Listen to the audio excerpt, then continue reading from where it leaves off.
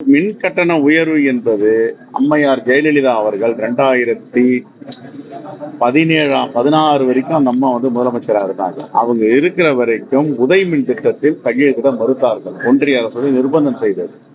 அவர் இறந்த பிறகு உதய் மின் திட்டத்துல அடுத்து வந்த ஆட்சியாளர்கள் கையெழுத்து போட்டாங்க.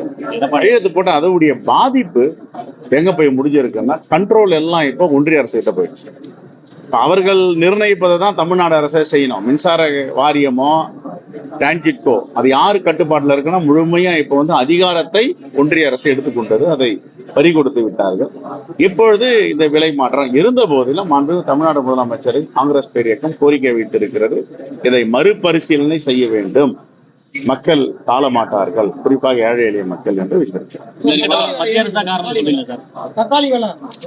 யார் ஏத்துறது? தக்காளி விலையெல்லாம் அங்க குஜராத்ல உட்காந்துட்டு பாம்பேல உட்காந்துட்டு பதுக்கி வச்சுட்டு ஏத்துறாங்க. ஒன்றிய அரசு கட்டுப்படுத்தினார்.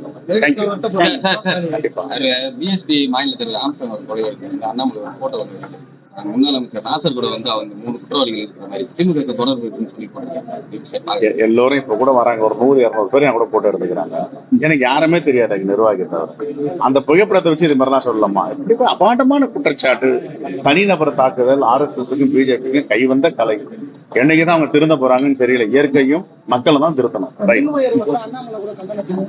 அவர் எல்லாத்துக்கும் கண்டனம் தெரிவிக்கிறார். ஒன்றிய அரசுக்கு கண்டனம் தெரிவிக்க மாட்டார். அங்க பாலாரா ஓடுது ஒன்றிய அரசு செய்யற எல்லா வேலைகளையும். மாநில அரசு செய்யறதெல்லாம் வேற. அவருடைய பார்வை அப்படிதான் இருக்கு. அதுக்குதான் மக்கள் மிகப்பெரிய தண்டனை கொடுத்திருக்காங்க. நீங்க 40 இடத்துல எங்கேயுமே வெற்றி பெற முடியாது. இன்னும் மாறணும் அவங்க.